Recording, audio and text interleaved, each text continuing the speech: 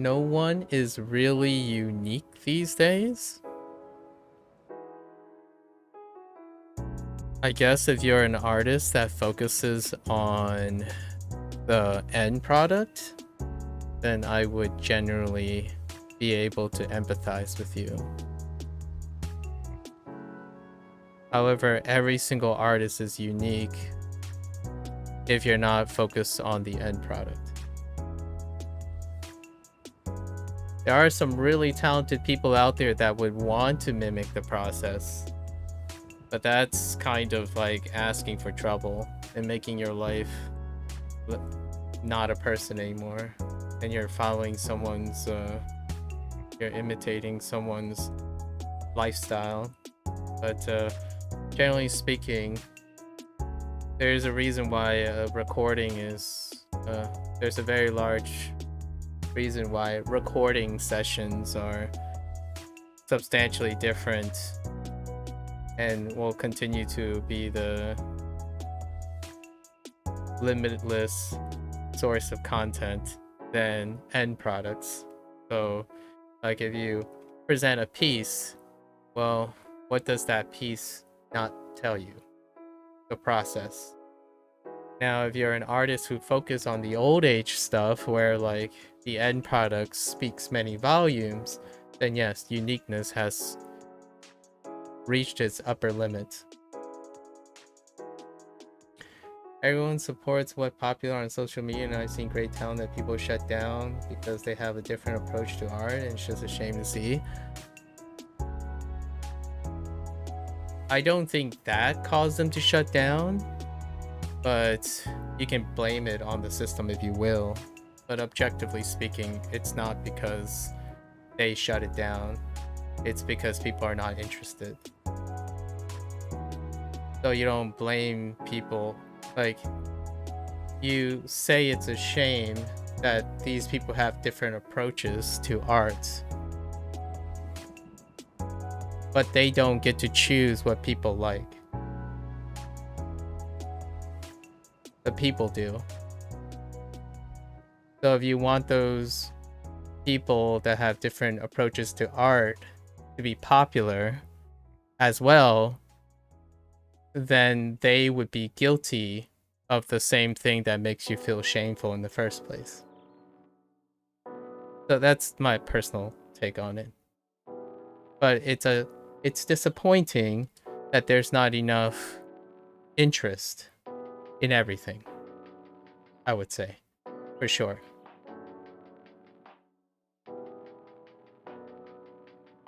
But I don't think it's because they have different approaches. They just have approaches that aren't popular.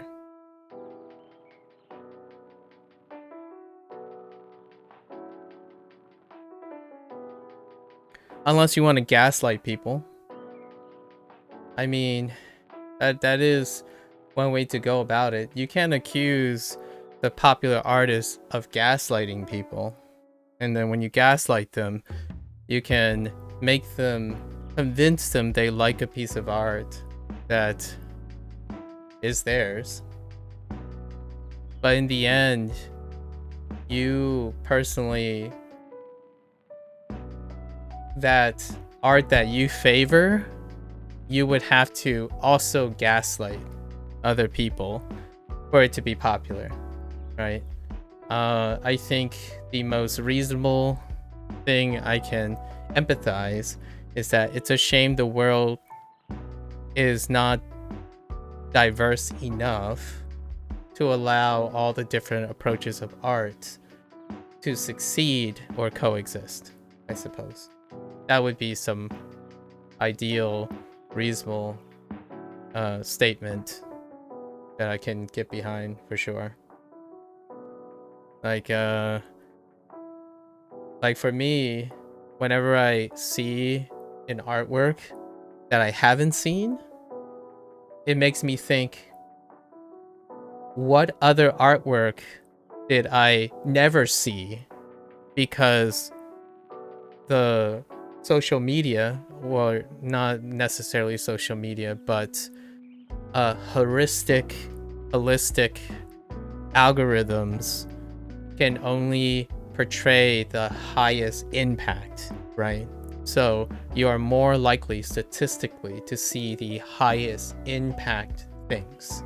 So every time you find a hidden gem, you start thinking, what other things I haven't seen or will never see because they never made it to my eyes or to my, to my device before they were gone. So I will take your disappointment or shame even further. I would even say, what about all the things I don't even know of, right? Like, people come and go without ever even being witnessed. In fact, I would say the vast majority of people probably have done a lot of things that no one has witnessed. They could be different. Like I'll choose a very humorous thing, right? Left-handed devices. Just something very pragmatic, something that has a high statistical distribution, right? Distribution bias. So you can psychologically just think of all the examples that have a high psychological bias and then think about the opposite and see if you can witness any alternatives. And then you would probably feel the same way, right? So like if it's not relevant to you, maybe it's less impactful. So I'm right-handed, preferably. But it is still true that every possible left-handed device was probably not popular. And at some point, there was probably left-handed devices that I have never seen. Because statistically, the vast majority of people are right-handed. And that's kind of how I feel about creative stuff too. Like, I would love to see, this is my personal favorite. Oh, we talked about this yesterday. I would love to see that people are able to psychologically evaluate themselves.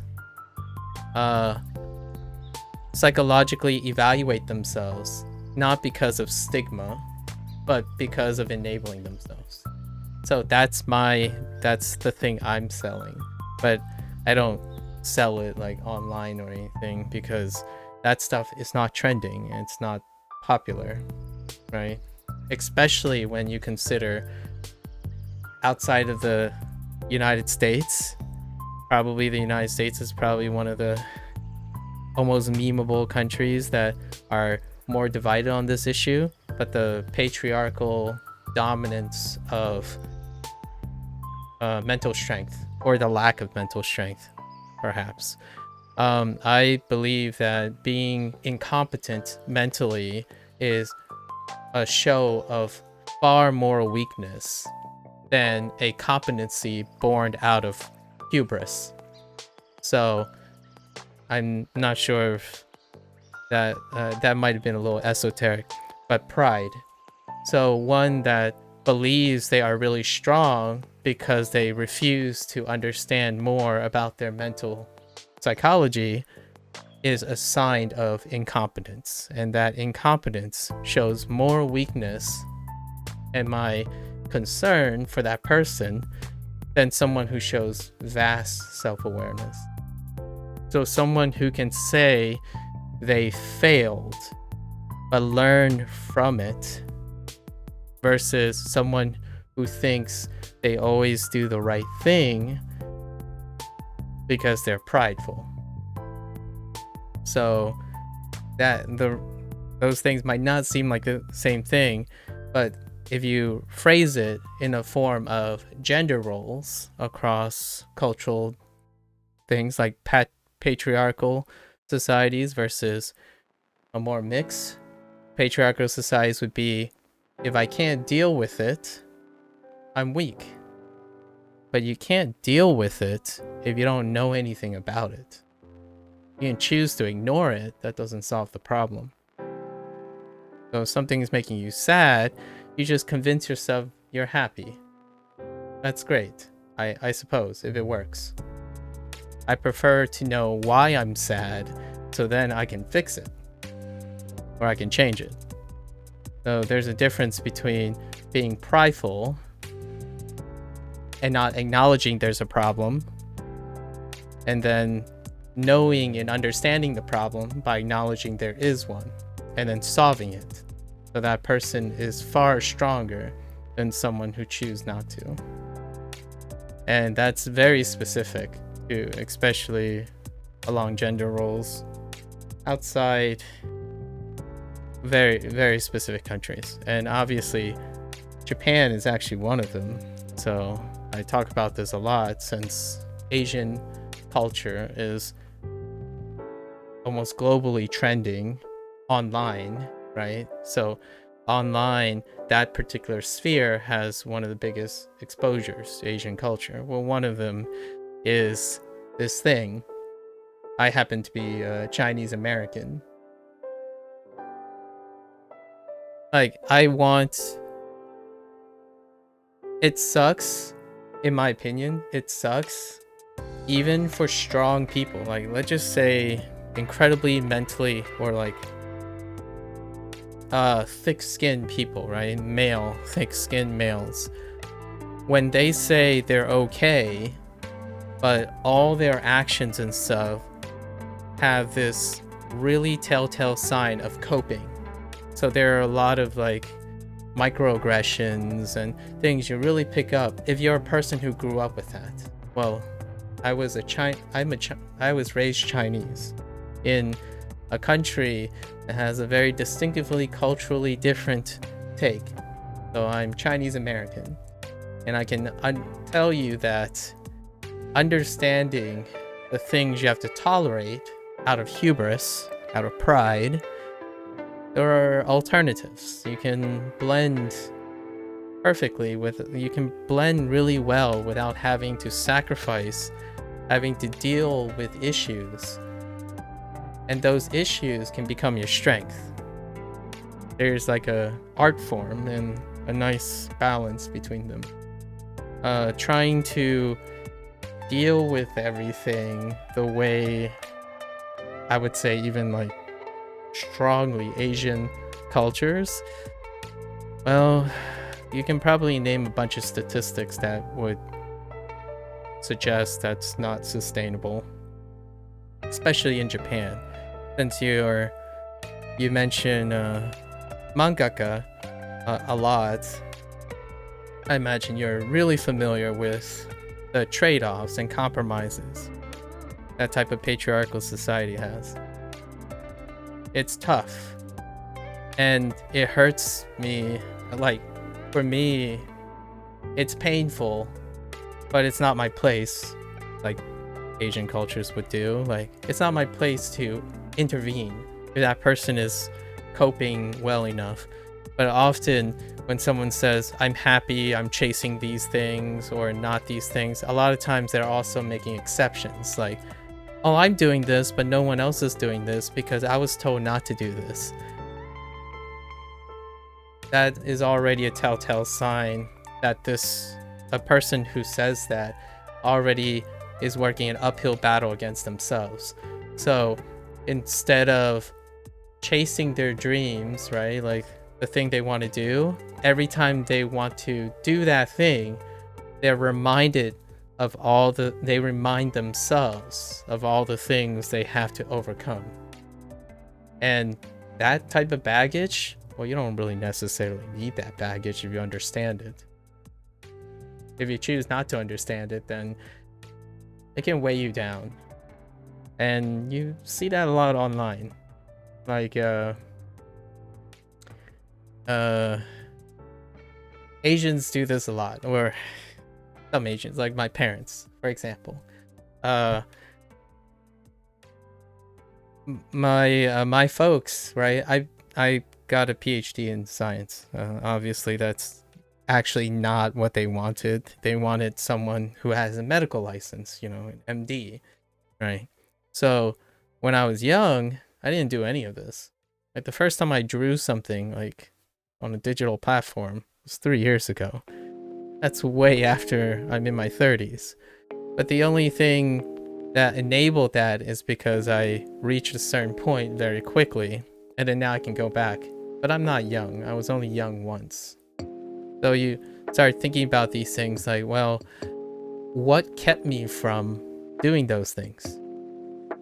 Fear and deterrence.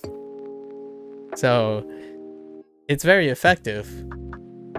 But fear, deterrence is baggage, right?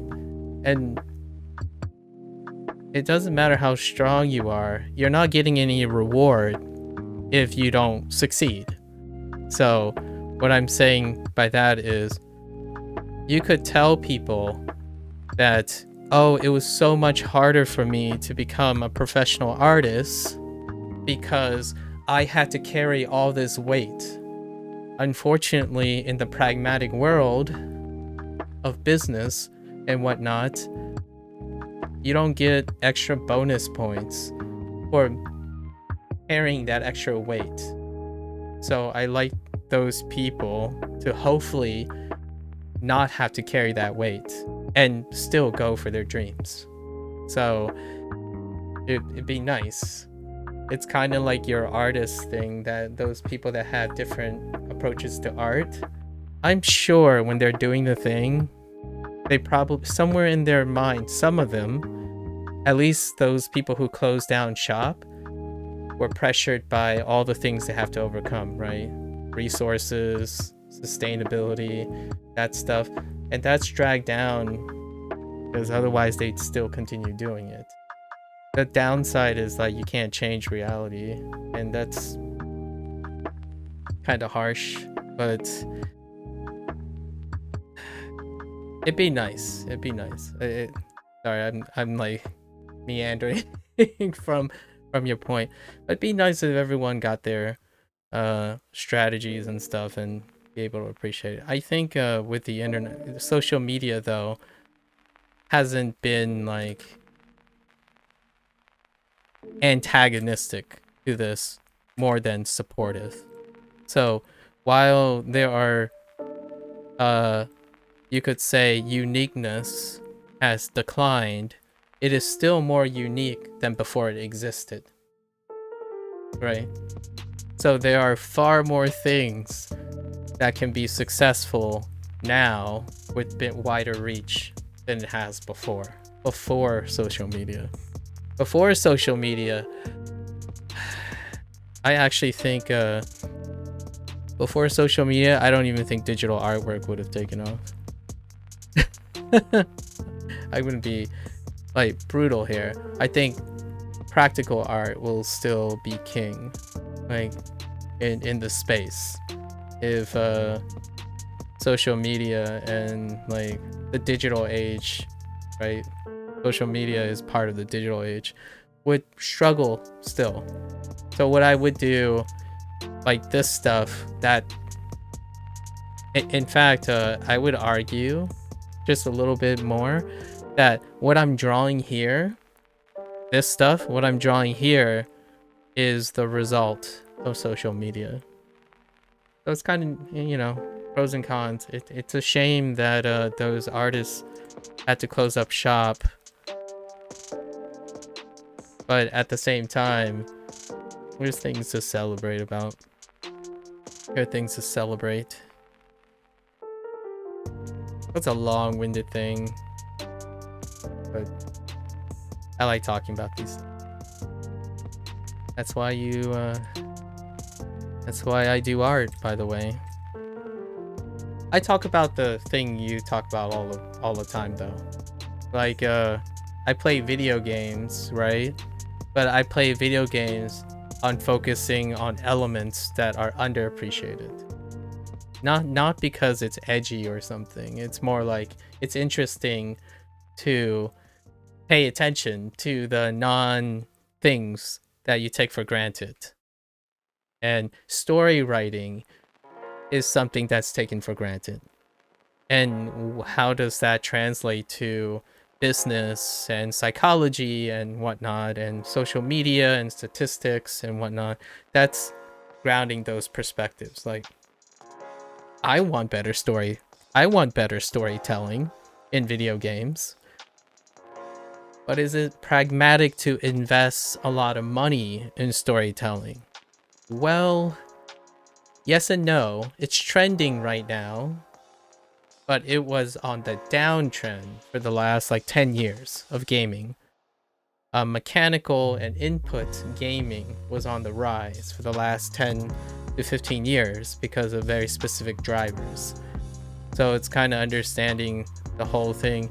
You obviously understand that those artists who have different approach to art did not become popular because you're also aware of the social media trends. So do you want to sell your soul? I mean, quote unquote, like do the whole thing. Like, do you want to adapt them? Well, I'm drawing things based on popular trends, right? Like what I mean by this is this type of stylization and this type of references and stuff, all of this is very popular. It wouldn't have been possible for me to do this if something isn't popular. Because how the heck am I gonna be a sellout? Well, the thing is, that's what I like about the phrase sellout, right?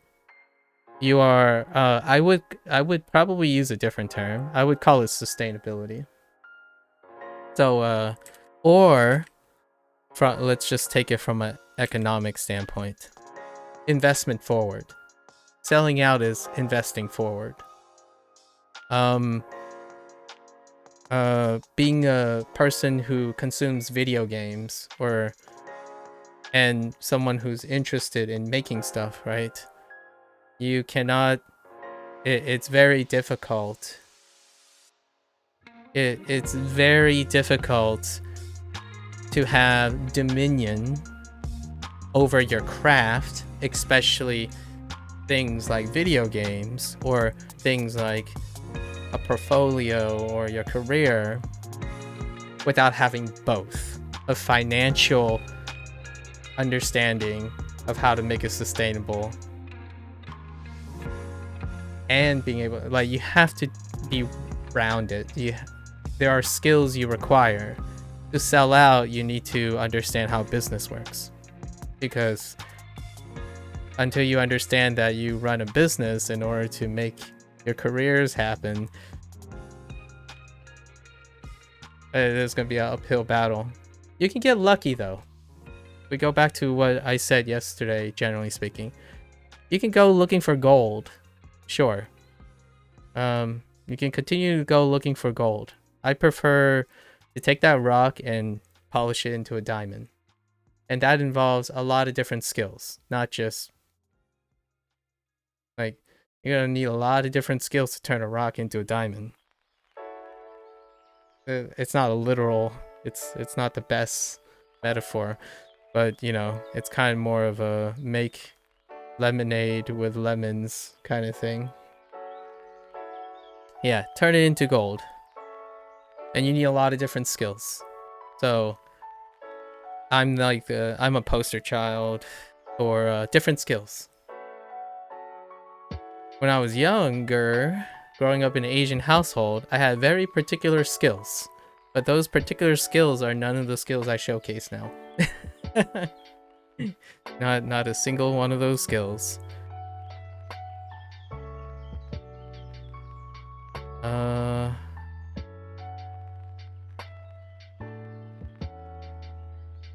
Like, for example, being great at a lot of things academically advised, like in Japanese culture, like, or the traditional school, doesn't enable you to communicate really well. Being of one mind and homocultural also makes you a poor, empathetic person. To succeed in the world, you have to have at least enough empathy to have either people work for you or for people to help you work. Unless you want to be Elon Musk, then that's fine. I mean, even Elon Musk has enough empathy to keep his employees happy. So, just saying. I'm not a arrogant person who thinks I'm Elon Musk because he's like 1 in a billion, and I prefer to not gamble.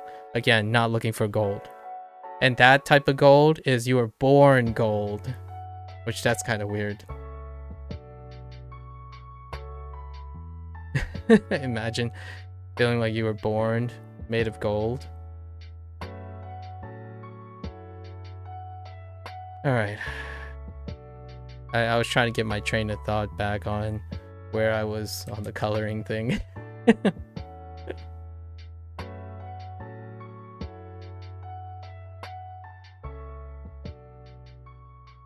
I mean, well, I actually don't know. I'm not entirely sure about that one. Oh, sorry. I was thinking of Elon Musk. But yeah, if you were born rich, that would be the closest thing to literally being born gold, huh? And here's the thing, right? Those people who are born rich, I want them to be aware of their position too. It's not discriminatory. Like, it's indiscriminate what I'm expecting. Like, I absolutely love when people who are born incredibly privileged understands that privilege and they use it even more. Like, they go beyond what they can do as opposed to settling on their entitlement. Because a lot of stigma is also placed on people who are privileged, as in when things are handed to them, but it definitely doesn't speak for those individuals who... Oh, that's the wrong layer. Who end up utilizing it even more. So it still tracks to individuals who are rich as well, but they are also not likely to do that, and it comes with mental awareness. Like, what can I do? How can I turn my gold into other people's diamonds, for example? And I know a few people that I really admire or like really enjoy watching and talk about. Oh, especially this one. I talk about them a lot, so people know who I'm talking about. Like the Greens, John Green and Hank Green. Right now, John Green, along with probably his brother, is on a crusade to aid in the fight against TB, cure, distributing the cure for TB in developed countries. And I don't think they were actually fit into the whole born rich thing, but yeah, I've been following their journey for a while.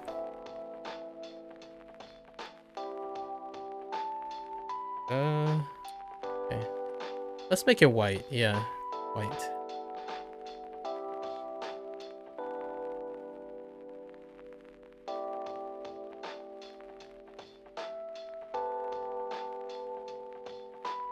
It's a really big, it's a huge, really long story.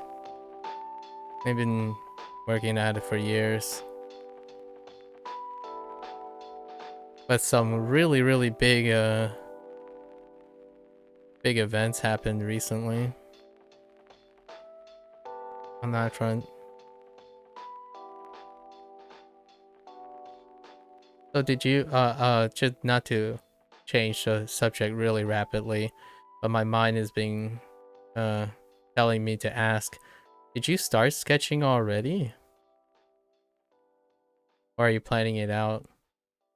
What do you usually do now, like, at the moment, with your time?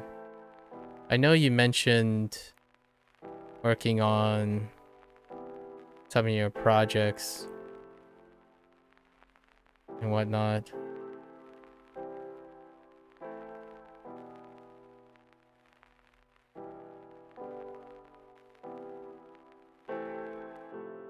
Yeah, we'll stick with that. I think the color balance is fine.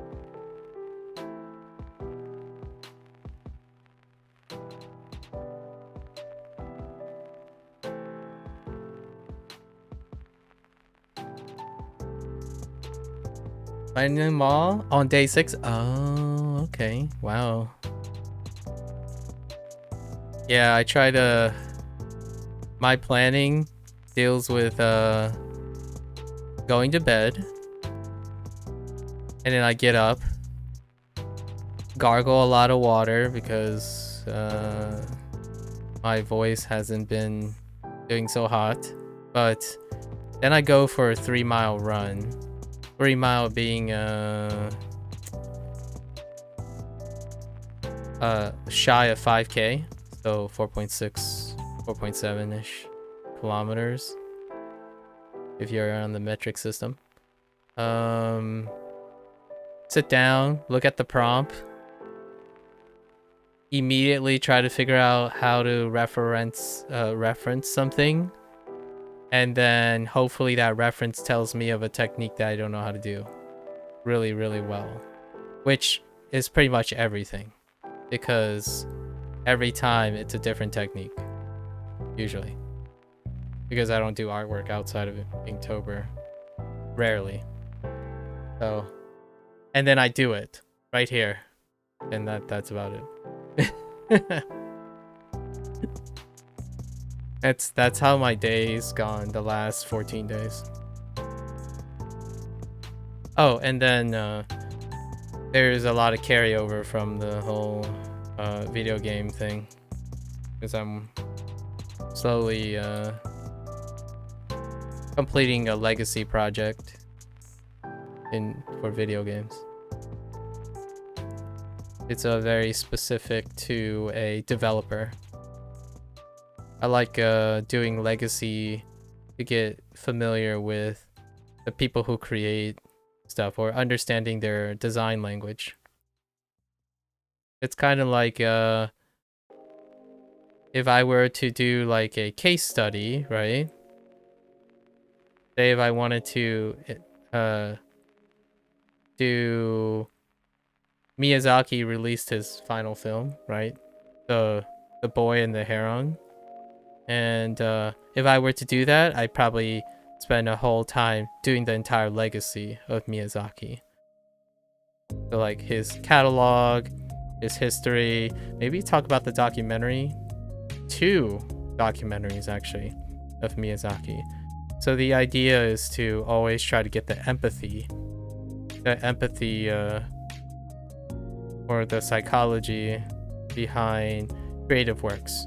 That would include video games, even pragmatic things like businesses.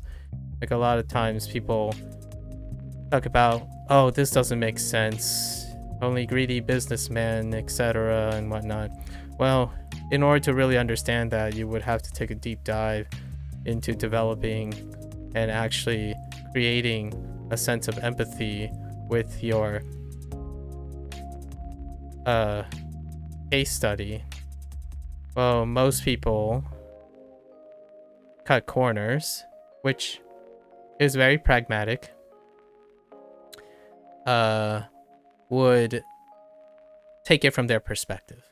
And that's fair, because that's what their community is looking for. They're looking for their perspective. But I don't often share my perspective without sharing the perspective of the person I'm trying to understand. And that is not very pragmatic, because it takes a very long time to do that. However, I would say it takes a very long time at first until the skill becomes incredibly practiced. And that's the skill I practice every day. That's how you get through science. That's how you get a PhD. No joke, that's how you get a PhD, because you have to convince your committee members to allow you to graduate. It's not how you feel about your data, how your committee feels about your data. You're trying to convince a group of your peers that you've discovered something. Have a remote job from home. As soon as you're done, you go straight to some workouts, then plan and do some writing for my manga. Then I either draw or continue my page or my one panel series, which is a wow, that's a lot. That's a lot, man. You find that your work balance is good? All right, so color balance is, yeah, I like the color balance. We're good. I mean, it's good just sitting there, but hopefully it's manageable. You seem like a young person. I would say, if I had to guess, you kind of strike me as someone who's around the age of 24, 25. Maybe mid-20s. The way you phrase things and talk about aspirations and stuff, I would say you're mid-20s. Maybe even on the younger side. 20. Oh, okay, 23.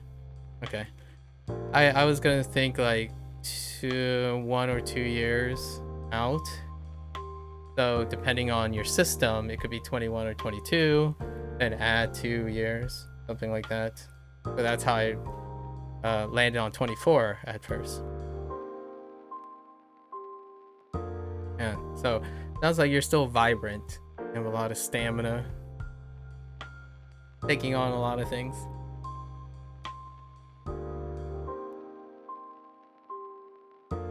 February. Oh, hey, February.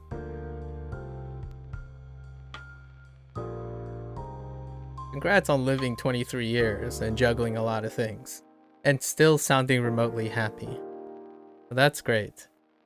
There are very few people, and when I mean happy, I mean you give me the impression that you are hopeful. It's different from someone telling you they're happy. So I'm not saying you're literally telling me you're happy. That's sometimes it's you take what people think of themselves, but a lot of times they don't really seem avidly happy. Yeah, you got that shonen mindset still. The glowing, once I'm done with these eyes, that glowing sparkle of light, right? You are exuding that, as opposed to saying, yeah, I'm doing really great. Like, this is my best. Like, I'm at my time of life. And then all I'm hearing is, you don't sound so sure. And why are you telling me, a stranger online, that you're doing really well? In fact, it makes me even more concerned why you're here telling me this.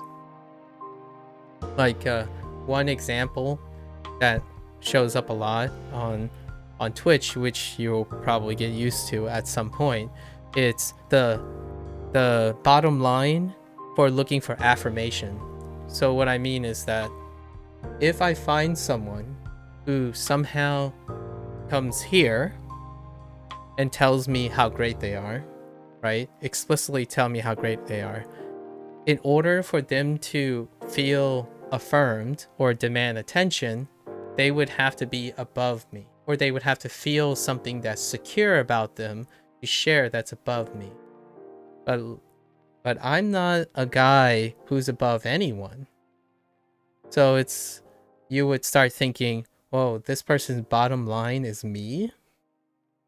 I don't even actively do any of these things. And this person chooses someone who's visibly underqualified to compare to in order to get affirmation, as opposed to, for example, if you're doing really well and you're a great artist, you would go to an incredibly impressionable person and you'd be like, hey, I'm not ashamed, can you rate my artwork? And that person completely ignores the person, but they're going to continue doing it. because they believe they're worth it, right? That's a proactive shonen mindset. When you come to someone who barely does anything, like someone who's not doing what you're doing, and then you're trying to impress upon them something you're doing but they're not doing, that's a low bar. Like, you don't have to impress me. Anything you do that I don't do is already better than me. You don't have to tell me that. Yeah, like, so this happens a lot on Twitch, and I feel almost obligated to ask them, like, are you doing well? Like, do you feel like there's not enough encouragement in your life, right? Because seeking affirmation from someone who clearly doesn't do what you do in order to guarantee that it's something to flex about, right? That's very low. It's non-competitive, and it means that they're insecure a lot of times. Like, they're worried. So, you know, here's a great example. You haven't mentioned video games a lot, but when you play video games, a lot of times the most concerning young youth people are the ones that come to a person's channel and say, wow, you suck. I can do this like in 5 minutes.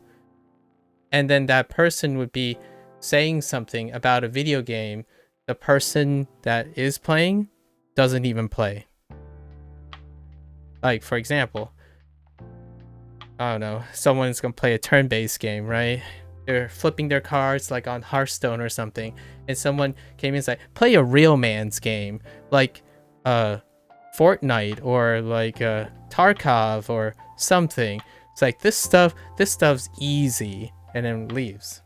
Like, well, you don't know. Like, both sides, like, it's a different skill set. You play card games, and it's a different skill set for playing Tarkov. Now, if they were both young people, they would be offended on both ends. One would be seeking affirmation and just like, I told him so, and the other is like, man, you don't even understand. So it's just two people that don't understand. When you come to an older person like myself, my question is, you're definitely better than me in this game that I don't play. I want to know why you come to a person who obviously doesn't play the game you play, and you need to brag about that, because it sounds like you're hurting for admiration, and that's unfortunate, in my opinion. I don't necessarily feel angered by it. I feel concerned, because usually a very healthy person would go to their competitor and they would have a friendly rivalry, like, you know, seek to do better instead of aim for the lowest hanging fruit. The video game viewers are too opinionated. I could see that. Being much very toxic and necessary. It can be toxic, but it's very toxic if there's no understanding in between. But those are the people that I talk to, I suppose. I actually deliberately stream video games and stuff to encounter these things, so that perhaps I can talk about it. And when you visited yesterday, when you talked about the whole like mindset thing and the mental thing, that's what I'm talking about. I talk about those things indirectly, not directly. And video games is a very, actually, mangaka, artwork, all of that stuff deals with those things too. Like, I'm not looking for, when someone shows me artwork, I'm not looking for what I think technically looks great alone. I'm trying to see if I can understand why that person painted and did those things. Because when someone shares something, they have the security and the confidence to share it. And what makes those people shine or continue to do those things is to have someone else try to understand what the creative thing is. That includes video games, movies, storytelling, communication, you know? And when you get older and you are less concerned about yourself, the most interesting thing is other people. You love video games, by the way? Old game era at the moment? I see. So retro game. Oh, Mafia. True. Sleeping Dogs. I have played one Mafia game and I have played the Sleeping Dog game. Classic Sonic. My first series in my entire life when I was 4 started with Sonic. So Sonic 1 through Sonic CD. So that's Sonic 1, 2, 3, Sonic and Knuckles, and then Sonic CD, which is on the Sonic CDX. First console was Genesis, then Sega CDX. I did have a Sega Saturn, but Sonic kind of hit a up road there and skipped over that and went to Sega Dreamcast. Yes, because oh, you play Apex. So you watch some pros and the viewers are very easy to see how people output their opinions. Yeah. Oh, interesting. Sonic is your inspiration? I'm gonna be real. That's great. Okay, so here's a big coincidence here. And it does start with Sonic, right? So Sonic was my first. But the current game series, the legacy game series that I'm playing right now, is by a studio called Ryuga Gotoku. Ryuga Gotoku is arguably the second biggest developer in Sega, who they work alongside and kind of like mix and match with the Sonic team.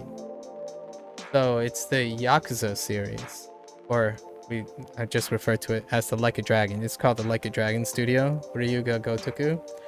So I played yesterday and maybe the next 2 days, I'm playing their 9th game in a row since March. So we've been on a completion run to understand like the design, storytelling, and all that stuff, and how the developer has changed and done things over time. So, but they are with Sega. Oh yeah, the Dame. Yes, that's it. That's the meme. Yes. But anyways, Sega inspires a lot, especially Sonic. Sonic Superstar just came out. It's for the most part, I believe the consensus is it's a step towards a auspicious direction for the 2D Sonic games. Of course, Sonic Frontier was a smash hit, so the Sonic team is doing pretty alright right now. They're looking pretty great. Next to the RGG studios, which is the studios that I'm focused on right now. Oh, have you played Sonic Frontier? Yeah, so they've been Sega, the Sonic team has been struggling to find a their take on 3D Sonic for a while, and now it seems like it's doing well now. I think they've locked on to something, and that's fantastic. Yeah, they do need some love for sure. They're still looking at how to move Sonic, 2D Sonic, to the next, to balance reception and target audience. It's been a while since I played a Sonic game, so no comment on that from a personal standpoint yet. I haven't done a Sonic Legacy yet. Possibly. You just get to run around. What the word I would use is the prompt. It's what prompt is it? It's day 11's prompt. I think it's the one that I tried to draw Okami, but with the red panda, and it didn't go so hot because Okami's artist is incredible. Oh, 11. Yeah, it's called Wonder. Sonic Frontiers is the thing that I really enjoy, and that's Wonderlust. And what you just said about running around, that's the sentiment. The feeling of Wonderlust. You just want to just run around, just take it all in. And I hope that's the future, because I am down for a big Wonderlust Sonic game. Oh, cool. What is your so it has a mode that interesting. So did you mod it in? Is it a mod? Modded mode? I gotta adjust some of these lines. I should do a little bit of focusing.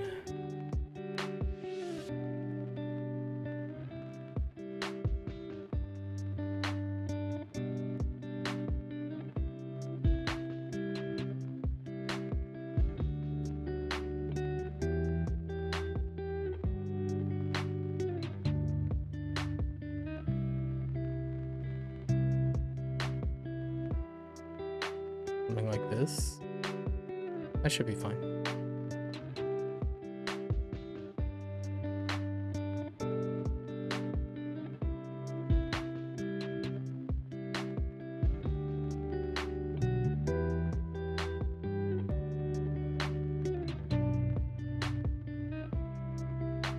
Oh, that's a little bit more balanced. Okay.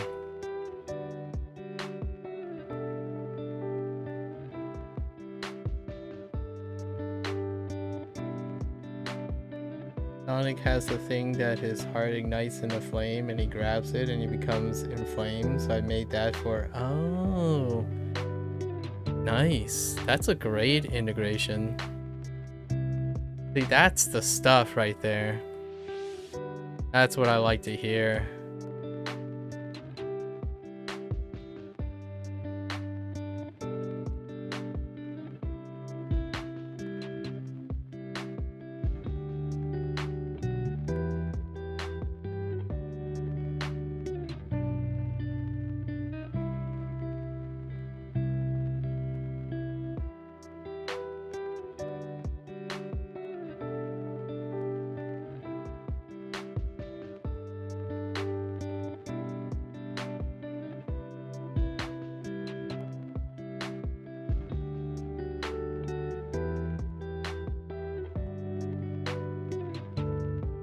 Nah, we're okay. We're okay. It's fine. But your prologue of my world is on Webtoons. I see. Is this your first project? Or have you done others? Alright. Alright, I gotta get... Oh no. It's been 5 hours. Okay. Alright, let me Alright, we're gonna do our deed. Okay.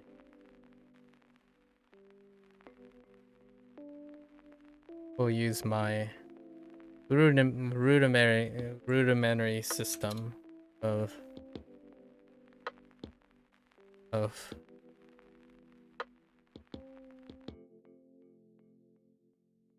line work.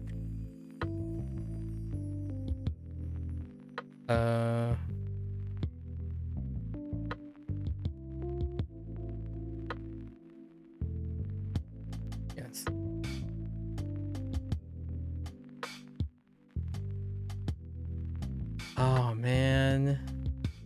Yeah, that's one of the downsides of using such dark blacks.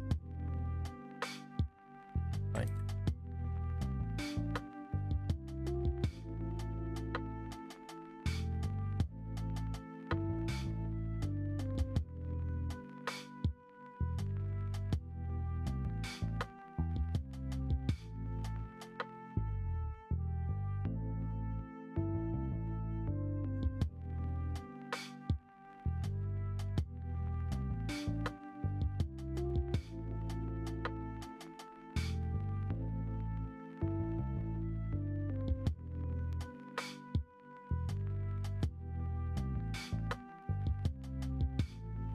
First official one, but I've done many at your university. Oh, okay.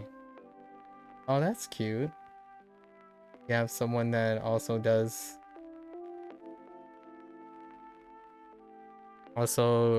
a related thing. Is she the reason? Is that where you also got your Twitch idea? Pulling the commitment to Twitch as well.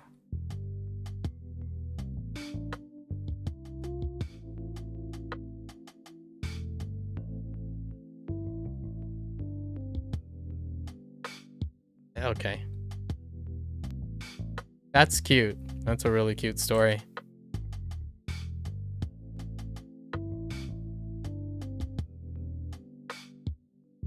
In fact, you can probably sell that pretty well.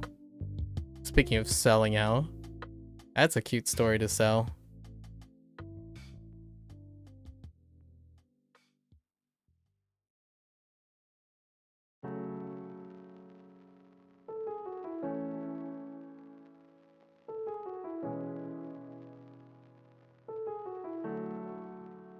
Oh, yeah.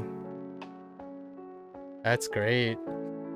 You even have a personal, an extra personal, emotional investment.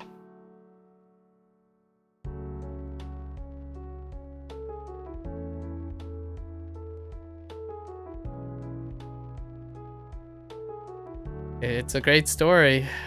You know, life is about accumulating stories. All the stories I told you were either mine. It doesn't even have to be your own story, but it can be a take of someone else's story, but from your perspective. You're getting into the whole Twitch space. Gotta come up with a lot of stories. All the stories of times when you didn't do so well are also very inspirational. Source of good storytelling. Those are some of the stories I share as well. Storytelling is a skill that's very, I almost want to say very necessary, but also very under practiced. But something like streaming will radically change a person's opinion or perspective on their aptitude on how to tell stories. It will demonstrate pretty well firsthand their communication, their base level communication at the time. And generally, like skill training at universities and whatnot, with specialized on pragmatic knowledge, typically do not give you enough practice in communication. And it's not hard, not easy. Oh, I was about to say, if it's not hard, the fun thing about using relative perspective, like easy or hard, either way, this is indiscriminate, is the idea that when a skill reaches a level of competence, rarely it's about hard or easy, it's about what you can do next. If you know what I mean. Like, once you reach a level of competence, generally it's very difficult to say if it's easy or hard anymore. And that's a telltale sign of someone who has reached a specific level of competence, right? usually you get that word, it depends. So when you ultimately invest in a skill long enough, it will become, it depends. And when you reach that point, also remember, in my opinion, be self-aware that there are people who start somewhere, there are people higher than you and lower than you, or like did it longer and shorter. Either way, going out of your way to say it depends is gatekeeping. So that's also something we must remember in our to practice humility. So when it becomes it depends, then it's the opposite. You have to be sensitive to someone who does say it's easy. Generally speaking, those who say it's easy at first have a lower, statistically would like to have a lower sense of competence until they develop your competence. Then you exercise self-awareness, but someone who lacks self-awareness will always say it's harder than it seems. That's a gatekeeper, someone who's at the other end. So it's an effect of psychology that I'm describing, but I'm not using the actual name. And I'm talking about the balance between the Dunning-Kruger effect or the Kruger-Dunning effect, whichever one, where level of competence is when you are aware of all the things you don't know and aware of the things you do know. Not in the beginning, where you're only aware of the things you do know and you're not aware of the things you don't know, so everything seems easy because it's confirmation bias. And then when you're at the other end, where you think you know everything, and everything is always going to be more overwhelming than someone else because you haven't been in the beginner place anymore, so you're a gatekeeper, and everything seems too hard for someone else to understand. That's when you stop focusing on what you do know and you focus on how hard your thing is, because it's ever complicated. And because it's ever complicated, it can never be easy. It's always going to be hard. And that leads to something called the imposter syndrome, which is someone who thinks they don't know a lot because what they're doing is always incredibly hard, but they are an incredible expert. As in someone who does, like, I don't know, run a 4-minute mile, right? They run a 4-minute mile and they're like, I keep trying so long, so hard, and I can't run under 4 minutes. It's like, why is this so hard? It's like, well, what you're doing is incredibly hard and you can do it. So you make it look easy. So that's kind of the thing. So that's the whole like bell curve shape. Anyways, that's a slight thing that I talk about a lot because on the internet, since most things are curated, the process is lost a lot of times. Although Twitch, maybe not so much, but the vast majority of media that you get is beginning and end, where you start, where you end. Even in like succession, like beginning, end of, day 10, and then beginning, end of day 20, you lose everything in between. So when someone becomes like 100 days later, they don't often remember a lot of times what it's like at day 0, like fully emotionally and all that stuff. And when they're at day 0, they can't see into day 100. But when you record yourself doing it, it can shine a light. But the thing is, it takes a really long time to digest that information. So no one's gonna sit there and do that. Well, when I mean no one, statistically, very few people are gonna sit there and do that. So therein lies the whole Dunning-Kruger or Kruger-Dunning effect and its applications to always talking about that when you're talking to the little squirts online, all the shonen, all the Narutos out there. that things take time.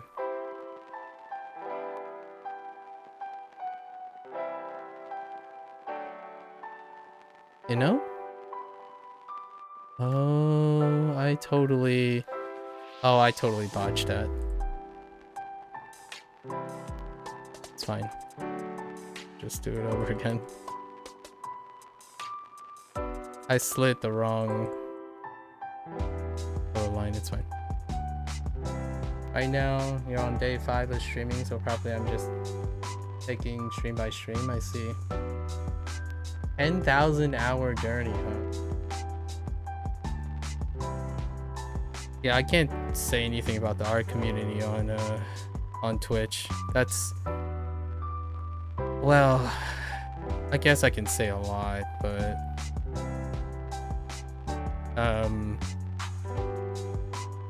or I can say some things. However, generally speaking, on Twitch, there's like this courtesy, right? You have to be exercise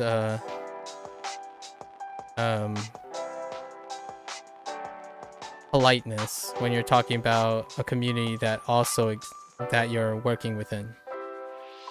So that's a courtesy to them. There are things about the Twitch art community. What do I have to say from my experience? Well, I don't have any personal experience with the art community. I have some observations about the Twitch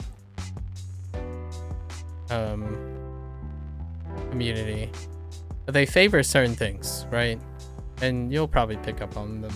I don't think it's like a hot take or something incredibly profound. You'll probably pick up on them quite quickly.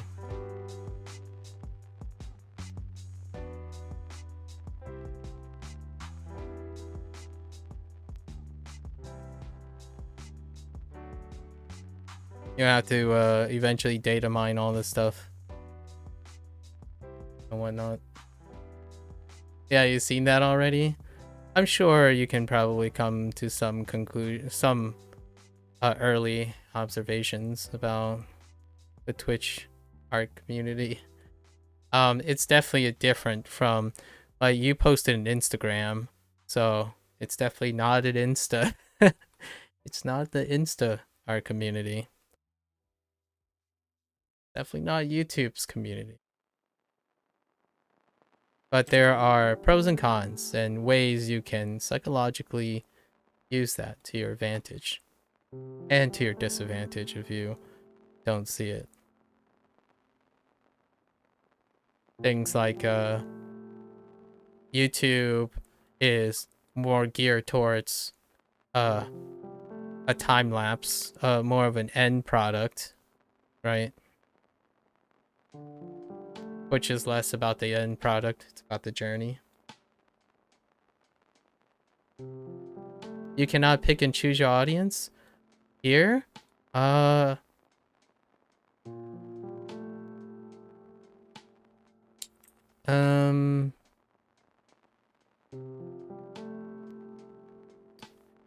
Yes, in the way I believe you are implying.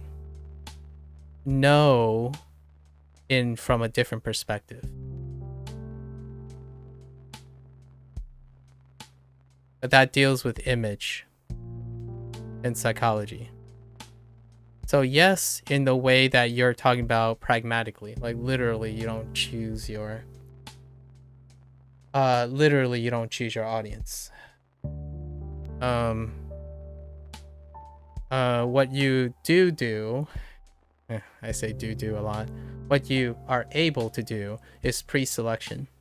Pre-selection is an incredible, powerful thing. So, like, for example, that's what YouTube uses a lot, which is the idea of enriching and pre-selecting based on initial impressions. So you can actually pre-select for your audience.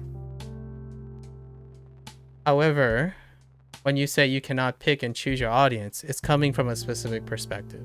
And that's from someone who's starting. However, someone who professionally worked somewhere else, who isn't starting on Twitch, but starting a career on Twitch, as in a second career, you can utilize your experience from your prior positions in order to understand pre-selection. So pre-selection is the idea that, I guess this would be the most harmless place to talk about how politicians work or leaders work. They can pre-select and enrich for who will listen to them. When you're producing a product or service, you have a target audience. That target audience is part of the pre-selection. So it's not 0 and 1s. You can't unequivocally not pick your audience, and audience can't unequivocally get you to do certain things. It's both. It's like a mix. And you have to and for success to be synergistic, instead of fighting against that notion, you can use the advantage of both.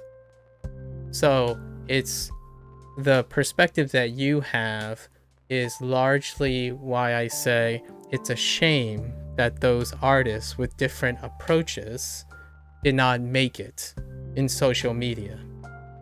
They can make it using their different art approaches, but they did not compromise in establishing the other skills they don't want to do. And that's hubris. It's pride. Like, I don't want to sell out by adulterating my purity in my approach. That is a reflection of idealism. It's hubris. It's pride. And you can get lucky. You can definitely get lucky. However, no amount of my pride would say that I'm willing to make someone happy, and then those people are happy that I do something that makes me happy. There's no compromise like that. Those individuals decide it's my way or the highway. Well, unfortunately, they took the highway. Right? Because then in that perspective, you cannot choose your audience. You definitely can to some extent. You can yell at the top of your lungs and do backflips on Twitch. You'll get a certain type of audience. So yes and no, sort of. And it helps when you had multiple careers and multiple jobs in a leadership position. So yes, I think the best, in my opinion, of alternative way of saying your thing that you want is, it's a shame that you can't attract the audience you want without having to do it. So what I mean by that is, you cannot pick the audience you envision to have without much effort. So that would be great. Like, it's a shame that the platform doesn't connect you with the audience that are looking for you. And it involves you doing something that's a mix of what I just said, where you do something true to yourself, but at the same time, you have to know the target audience that are receptive to your work. It might not be the same. So for example, I'll give a really hot take on this. What does this artwork, I have to understand that I like this artwork for a reason, but the people who like this type of artwork, I don't empathize with that. But I have to understand that they're willing to support me or interest in this artwork for a very different reason. So yes, you don't get to pick your audience sometimes, but you can also make that audience part of the picking. I can choose to do these work and entertain that new audience and get a newfound perspective, and then I can introduce them to the reason why I like this artwork. And I'm talking about something like, it's a red panda, right? You could get animal lovers, but really in the art community, you're getting furries, right? So I had to understand that, and I have to be respectful for that in some way. I cannot be, I can choose to be ignorant, you know, I can choose to be ignorant of it, and then you're gonna fight an uphill battle. So yes, at one time you definitely don't get to choose your audience, but if you know about your audience, you can pre-select for them, you can be ready for them, and then that audience can understand why you like it. I like red pandas, as in like the animal. The animal is great. Like it's a Chinese thing too. Like there's a lot of reasons why I like the red panda, and not necessarily for the reasons I get. And the only reason I say this is because I know from experience and personally from experience. So that's kind of the idea, right? And that makes it all, honestly, that's what's gonna make someone who wants to make a career out of Twitch to be a very successful person, because you're always constantly having to turn other people's likes and perspective into your gold. So like if you understand what other people are looking for, you have something to work with that you can make your own while making them happy. So like that's the goat right there. And that's kind of what I mean by turning things into gold. Like if life gives you lemons, right? You make lemonade. So that's kind of the thing. If they throw pomegranate at you, heck, I'm gonna make a fruit cocktail or something. I don't know. Like sometimes I get bananas, I get apples, I get oranges. Might as well make my favorite fruit salad. You know? That's it. Like make it bigger. Then that fruit salad, that's fruit salad is mine, right? It includes everyone. And then obviously, when you realize you're overwhelmed and you have too many things, you have to learn when to exclude, right? You have to know like I'm sorry, and have the humility to say, I'm sorry guys, I don't do that. I do a lot of other things, but unfortunately I don't do that, and I'm already juggling too many things. So here's a friend of mine, or here's someone I know that do make those things, and you should check them out instead. And that's when you have a support system. That's how you get networking done. Eventually, when you like, if you're a professional, eventually you're going to enter a networking phase where if you don't do everything, you can't possibly do everything, right? So you round up all your skills, and that's how you become a boss. Like, you know, I'm not going to cook for myself. Time to get a chef. But only after you have sell out balance with your things that you can scout for other people to round yourself out. And then when you become an empire, you know, when you have a business, you'll have people that do tasks that they prefer to do that hopefully you prefer not to do, and you do tasks that you prefer to do that they don't prefer to do, and immediately you have a wonderful working, hopefully a wonderful working business operation. Ideally, obviously this is like, we're not talking about months, we're talking about years. And I think one of the things worth mentioning is that's kind of the life lesson that when you're applying for jobs and stuff, when people say, I'm looking for work experience, That's the things they're talking about.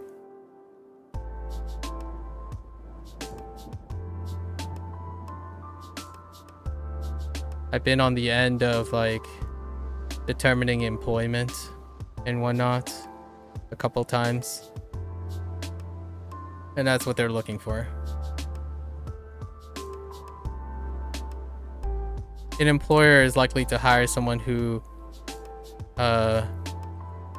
do what they have to, but also like doing it, as opposed ideally also like doing it, not those who only do what they want to do and don't know how to do things that they have to do but need to learn to like. And your first job tends to teach you that, unless you become a sole business owner. Like if your first job, which happens a lot for younger people nowadays, your first job is a sole proprietorship. My parents do that. They were sole proprietor, right? So my parents had to start a business. What is the first thing they have to do in order to be successful? They have to understand how to get customers to buy their product. It's not about what they care about. Since it's their first experience, they have no network, no prior experience, nothing to work off of, no legacy, no namesake. The first thing you have to do is, quote unquote, sell out. But it's not selling out, it's establishing empathy for your product. Psychologically understanding your target audience. If you're someone who's really experienced and have multiple jobs and legacy, as in like a resume and stuff, yeah, there's a bunch of flexibility. Then you can carve your own name and all that stuff, and that's great because you have legacy. It's very difficult to trounce legacy, and it builds over time. So when we get older, sure, you could be like me and say things like this. What I'm saying is unpopular, like as a Twitch thing, but I can do that because I don't want to become like, I'm not aiming to be a Twitch personality or a YouTube personality, right? Because I'm older and I'm not pressured to making this a career. If I was making a career, I'm not going to be talking about these things. Like, definitely not. Like, this type of stuff you keep in private. It's like executive function coaching and whatnot. So these are the things you do behind closed doors. Like what I mean is, if it's the forum, the appropriateness for this type of thing is not ready. Like what I mean is, it's not a trending method to interacting. It's not scalable, right? Let's just talk about pragmatism. It's not scalable to a forum. You can only interact at most with like 3 or 4 people, right? In this type of approach. So this, regardless of how wonderful this approach might be to the people who are concerned, it's not scalable. It's just like those people who do artwork differently. They couldn't scale it. It's not trending. So I'm doing something that I know full on is not trending. But I'm also not giving people the impression that I am angry and upset that it is not trending. I'm well aware it isn't. And that's why I can talk about it and smile about it, because I don't put my eggs in a basket that has holes in it. That's a pretty good idiom. I don't know if you're familiar with the idiom of putting all your eggs in one basket, but just imagine if the basket has a false bottom. That's kind of where a lot of first-time business owners, as in anyone who becomes a Twitch streamer, before they have an employer, this is their first time. So what do you do the first time? You stay true to yourself. You do what you know how to do. You're young, inexperienced, you didn't have to deal with people, you don't want to deal with people.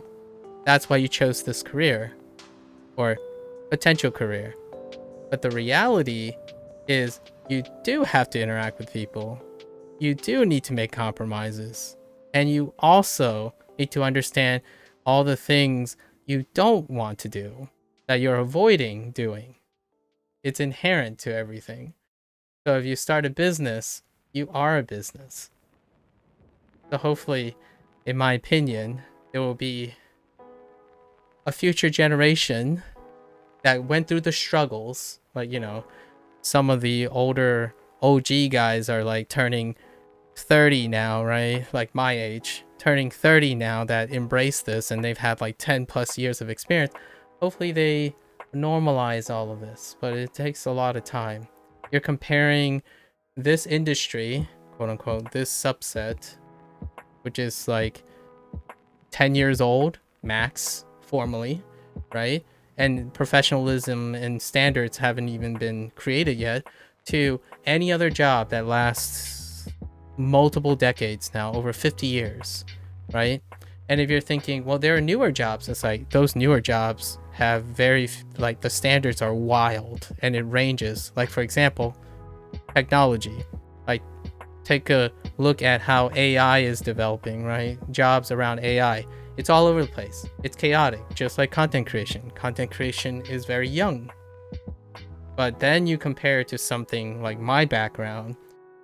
It's a formal institution that lasts over 300 years.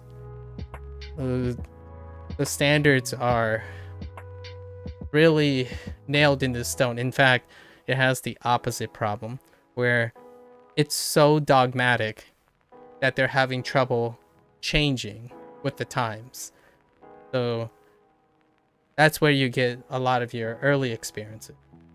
But always keep in mind, in my opinion, it's nice to remind all the excited Narutos out there that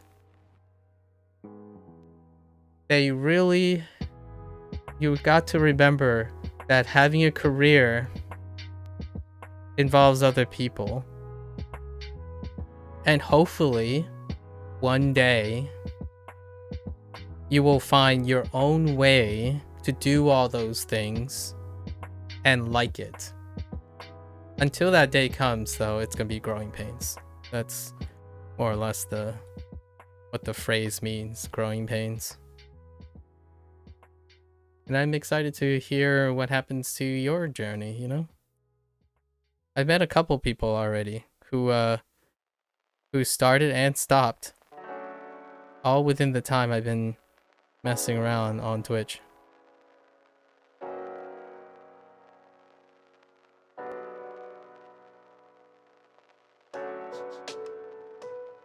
Yeah.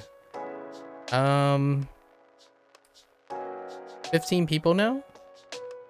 Oh, and here's a thing to keep in mind, though. Since remember that we were talking about the whole affirmation thing and whatnot, the only reason those people, like, I've encountered those people is because they found empathy with me, but for a reason that I cannot reciprocate, right? So the thing is, I'm not looking for what they're looking for, but coincidentally, I am in a similar position as they are. So there's a really big miscommunication a lot of times.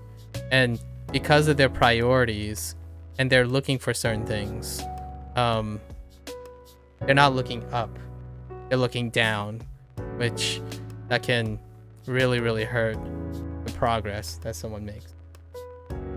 If you're busy looking down on people who you think are better, you are better than them, you're not getting better. Perspective. It's kind of an art joke too, I suppose. When you spend all your time looking down, you're not looking up. If you're constantly looking down, you have nothing to improve. And that's usually the people I encounter because of how algorithms work. I'm not saying you're one of them. I'm just making sure I'm not giving the false impression that I have like some secret or some like some secret to success or something. I'm not offering secrets to success. Because, as most people would say, if I'm offering secrets to success, would I be successful now? Yes and no. That's a really great question a lot of times that people challenge me. It's like, the question you have to ask first is, do I want to? And then if you can confirm that I want to, the answer would be yes. But I don't want to, so it's irrelevant if I'm successful or not. You don't even know how I'm successful yet. So it happens a lot. I'm not selling you snake oil. I'm not trying to sell you anything. So I don't want to give anyone the impression that I am selling anyone something. Which is, well, I guess I'm offering something. I'm offering inspiration. That's all I'm offering. Just like artwork.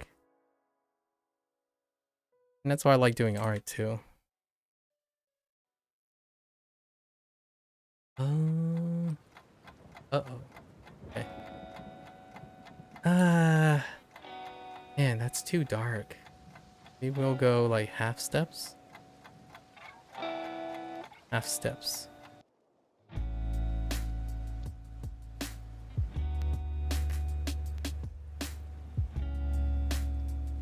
I want this to count. Yeah, I do.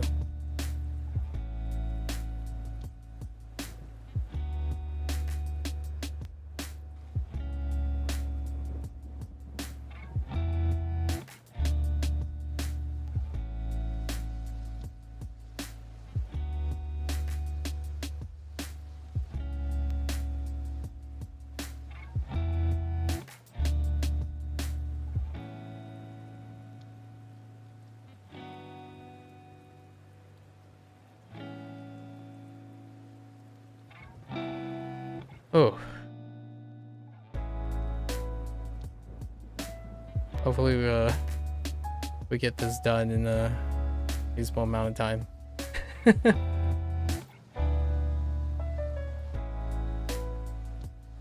Fair. Thanks. Appreciate it.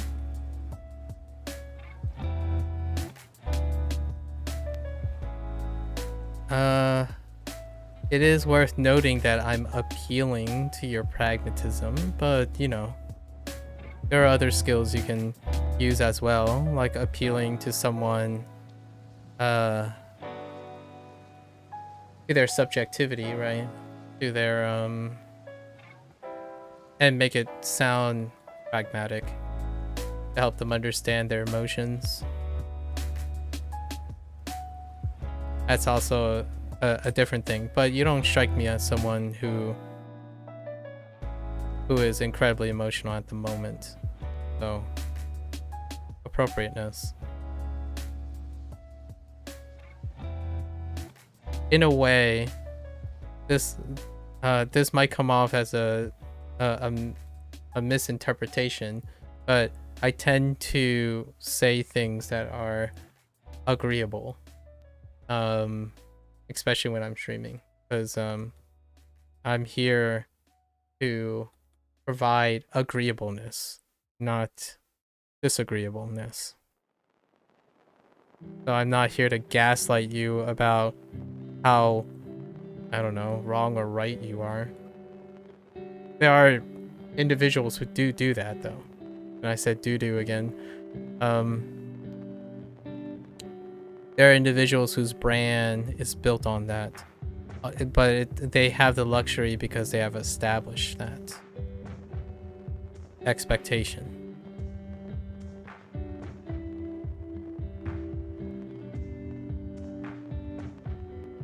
Yeah, I say do a lot as a emphasis. Lots of doing.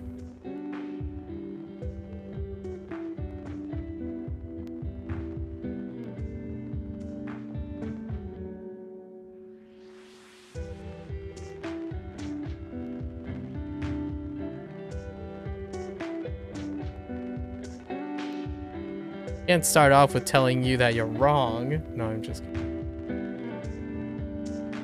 that word. I go into digressions every time someone provides a binary perspective, and I try my best to make it sound agreeable. I think that's the personal challenge that I like about streaming. So when someone tells me, I don't understand why it's not this way because it's this way right now. So immediately that's an invitation for me to try to spin as many stories as possible to offer all the other alternatives. And that's how I add to the discussion. In fact, there are many times, if you might be wondering, well, you can't know about everything, so how do you add to something you don't know? You explain to them how you don't know.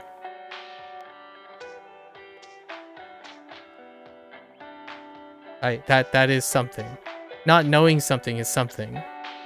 So you explain to them what you potentially could see it being like, and explain your best to your knowledge of how you may have an impression of what it is.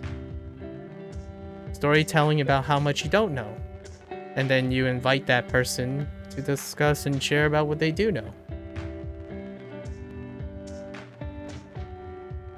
All these strategies are more focused on younger people who have social anxiety, as in like the skills I'm talking about are mainly focused on getting individuals who are very brilliant and smart and like maybe very competent in their skill, but have under-practiced conversational skills. And it's not necessarily voluntarily their fault per se if they want to look for faults. It's, you have to focus on skills, right? And these skills aren't written anywhere. So a lot of times social anxiety deals with something that can be pragmatically lessened, and that's always feeling the confidence that you have something to say. If you give them enough mechanical foundation to turn anything into a situation where they can mechanically and technically have something to say, it removes a lot of the burden of social anxiety. And with enough practice, you end up like me, I suppose. For better or for worse. And the reason why I say this is because I had social anxiety. I had social anxiety. Now I like giving public speeches. So, and interviews. So, you know, it's just how weird the world works sometimes, you know? I was also that weird kid that thought that they were introverted and they're doomed to the life of social anxiety.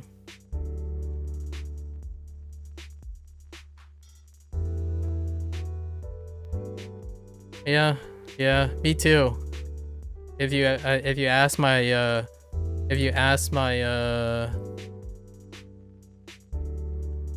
20, my first 20 years, if you ask my first 20 years self, probably say the same thing. Wouldn't have thought about it. It's like, doesn't everyone struggle with it? Like, well, yeah, at first. You all struggle with it at first. You don't have to let it cause you struggle for the rest of your life. Yeah, it cost me energy to interact with people. But since the energy now is so efficient, I can do it for longer times. So if you can do it for more than a day, you don't need any more. You get to rest. So there is an upper limit. So it's in contrast to an extroverted person. Like, for example, someone who networks and it's perpetual. So when you're an extroverted person, right? Truly, and I mean truly, with the most sincerity, you can perpetually go, as in, it doesn't sap you of energy. It increases your livelihood. So what happens is you don't need to recharge. So those people are those people who could literally run themselves to overexhaustion while interacting with people. So they like that, right? But they have to compromise when to understand, dude, man, you've been at this for like 4 days straight. Your body needs to sleep. Go to bed. Stop worrying about that other stuff. So they still worry about like social anxiety and whatnot. It's not exclusive to introverts, by the way. Just it's not exclusive to any human. Social anxiety is not exclusive to any human or any type of human. They just present themselves in different perspective. Extroversion, you gotta learn restraint. If you feed on individual interaction, you won't learn when to rest in a social environment. And that still leads to the same symptoms, like exhaustion, all that. It just presents differently in the process. So for me, I am well aware that I'm introverted because it's not sustainable. What I do is create a lot of energy elsewhere so that when I get on stream, I'm at well over capacity. I'm not getting on stream to escape from socializing. I deliberately create a lifestyle that allows me to get on stream to expend energy.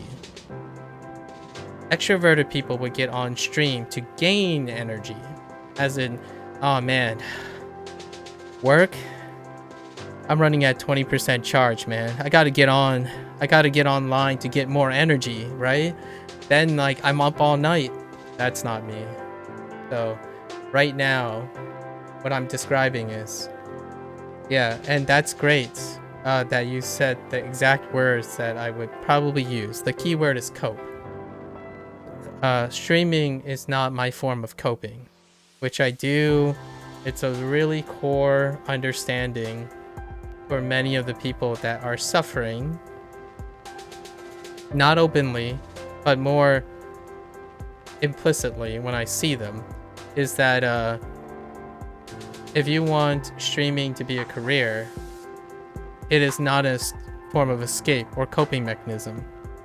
The moment you cope with your career, it only goes downhill.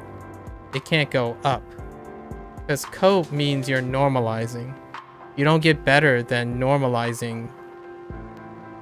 You only get better when you're exceeding your normalization. So if you're coming on to make something successful, trying to get back to 100% using your career is very, I don't know if there's a person that has become successful in that manner. It's not sustainable. So hopefully changing that mindset, at least encouraging someone or inspiring someone to focus on their life, as in like eating better, sleeping better, and then when they come on to promote their career, regardless if it gives them energy or saps their energy, they come in knowing exactly how much energy they can give to whatever they're doing. Because when someone comes and you're like, oh yeah, you know, I'm just grinding, feeling miserable, it's like, man, I used to love this game. It's like, yikes. I'm sorry that you went from coping about your incompetence in a video game, and then now you're publicly demonstrating your dissatisfaction. And also, because of your public dissatisfaction, you are accruing more people who are dissatisfied with you in order to drag everyone down. So you have unfortunately became a core of all your failings. Yeah, and it sucks. It really does suck. At least in my opinion. When I see like some, I don't know, first time 18 to 20-year-old, and all I see a lot of times is they're surrounded by people who wish they can do better, but they want to feel included, so they surround themselves with everyone else who feels the same way, and that just builds on top of each other. So now you have an impenetrable, almost soundproof barrier of a community that can only get worse, as in like worse mentally, where they can only try to feel the same that they always feel. That's like the most ideal situation. The most ideal situation is they can be as happy as they once were. It's not they can be happier than they've ever been. And that's no shonen life. By taking it back to the whole shonen thing, that's not Naruto. It's not hopeful. It's not ambitious. It's not proactive. It's barely youthful. You're not looking to make yourself better? That's unfortunate. You're just trying to hold on to what you used to have. Now you're thinking like someone who's 70. And I don't see a 70-year-old. I see a 20-year-old. That's so weird. Also, that's also something called nihilism as well, where the internet provides you with so much information and know that all the good stuff and how the upper limit is, to the point where those kids no longer try to do anything anymore. They get to the point where like, why bother when there's someone else better than me? Like, well, that person's better than you in a metric standpoint, like a ends justify the means, but the journey is different. It will statistically be highly improbable that your journey is going to be different. It's going to be the exact same as their journey. Like, if you're a logical person and if you think nihilism's got your logic circuit intact, right? Like, oh, I learned about logically speaking. It's like, well, logically, here's the absolute predominant universal truth. If you pursue this career, your journey will be different. Use that.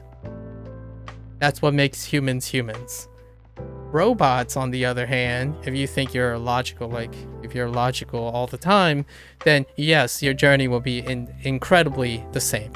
Like if you tell a robot to count from 1 to 10, they'll probably count from 1 to 10 the same way all the time. If you count to 1 to 10 and I count 1 to 10, that's different. You might think it's the same, but the way I count from 1 to 10 is definitely different from you. There's absolutely guaranteed 100% the way I count from 1 to 10 is going to be different. That's the young kids need to in my opinion, kids that grow up in the internet age, they need to understand that. Or I would highly encourage them to understand that, so that they would continue doing things, not sit there and not do things. The internet removed that from the old school way. I'm a millennial, so I'm 30 plus. Before this stuff, I can't see those things. I had to do those things. And eventually, maybe it turns out to be something. Now you have foreknowledge. So the internet generation can see all those things. But now they lack all the experience of those things. Because yeah, I get it. If you know enough, you kind of convince yourself to do anything really, like, or to not do anything really. But there's so much more to the process. And as an art form, that's why art is a great example.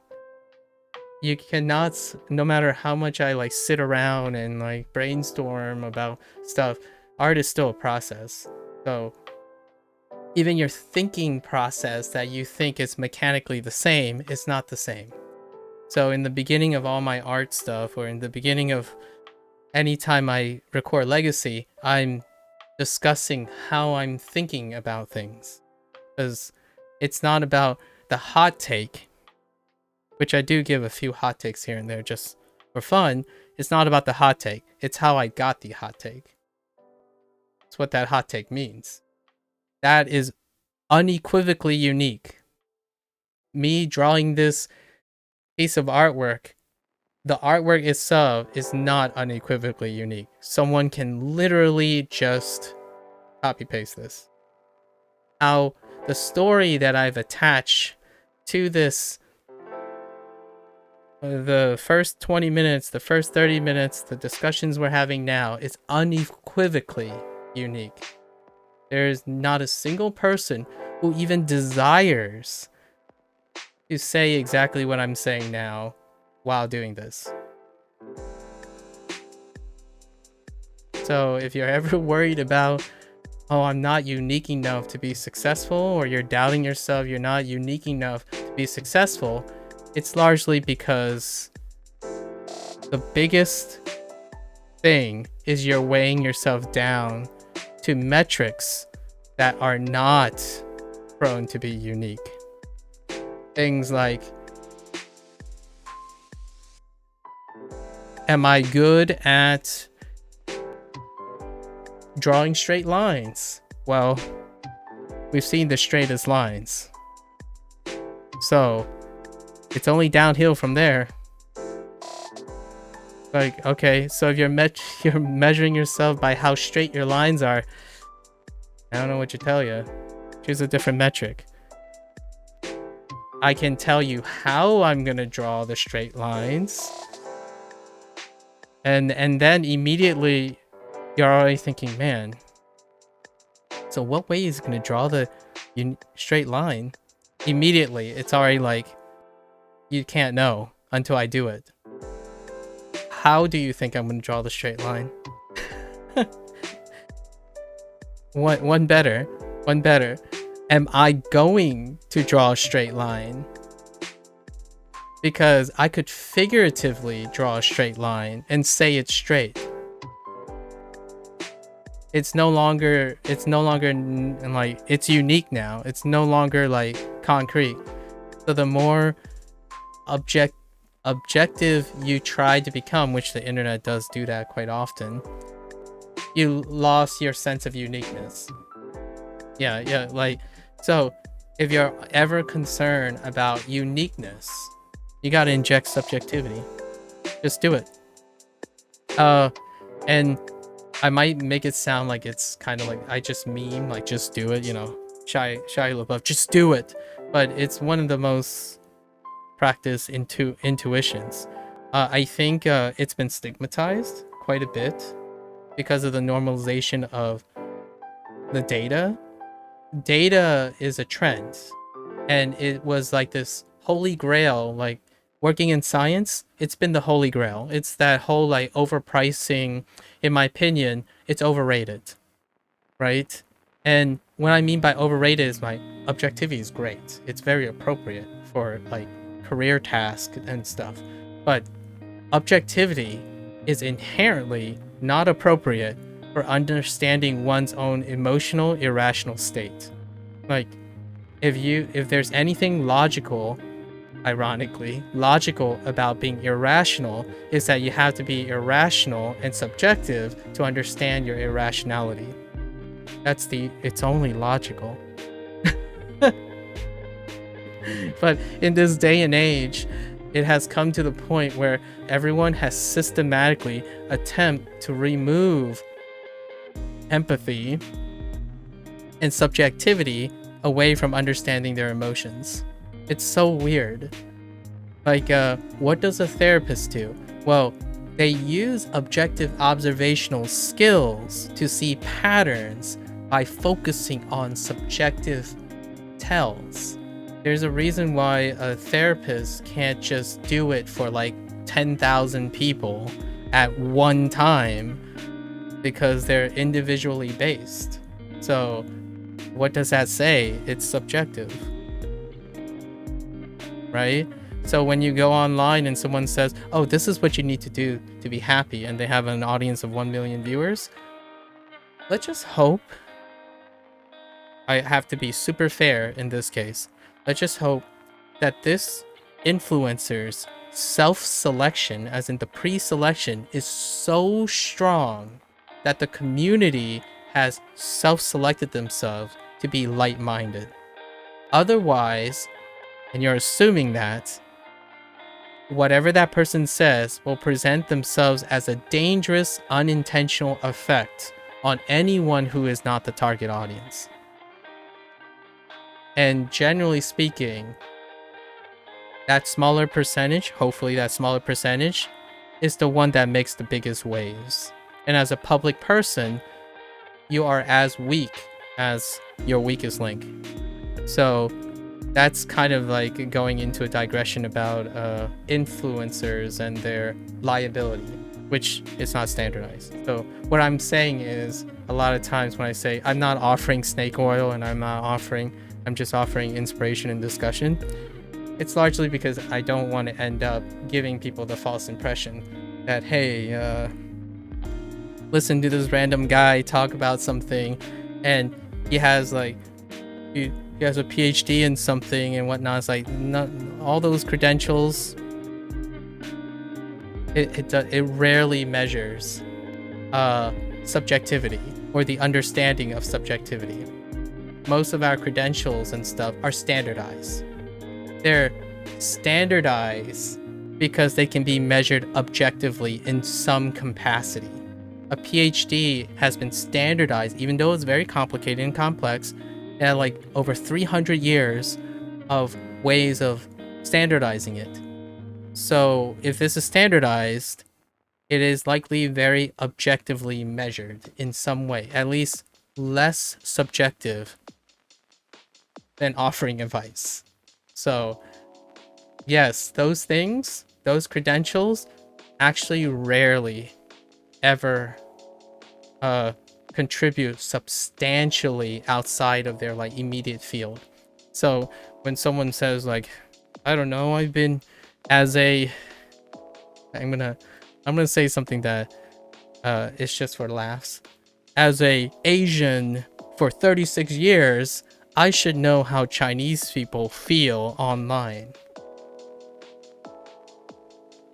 You can't even say, I can't even say that with a straight face. Let alone someone who has the arrogance and the audacity to say because they have a PhD, they know how people feel. Like, I'm not saying that that's everyone, right? Actually, the vast majority of people who are highly educated aren't online.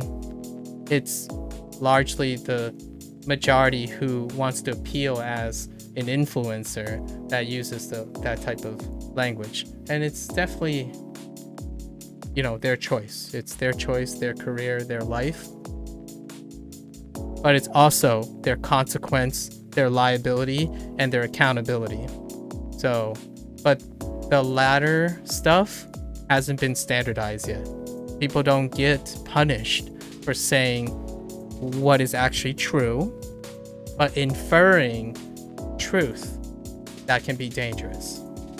So like me going around and saying I have a PhD in biology credits me to inherently tell people what to do to be successful in science is overstepping the credentials. And using that it's kind of weak, personally. Like for me, if you need to use your credentials to establish a higher ground of trust me, bro, I prefer to demonstrate it. Even then, I wouldn't sell myself, even based on my demonstration. And there are individuals, at least I know, that I'm aware of, that has set the appearance of people that are in my educational background with a very different image. Like, if I told someone that this is what a scientist sounds like when they're streaming on Twitch, they'd be like, really? Like, well, have you seen a scientist that hangs out on social media? Like, well, yeah, you know, this guy says they have a PhD. It's like, okay. You go there, it's like, oh, right. And it would be something different. It would be a different skill set. Like, they would be in a different skill set. So then you would ask them, like, what do you think a scientist does? Because I sure as heck, I'm going to tell you that the thing you spend your time watching and playing, it's kind of, sort of, but not really. And it's a subjectivity of scientists.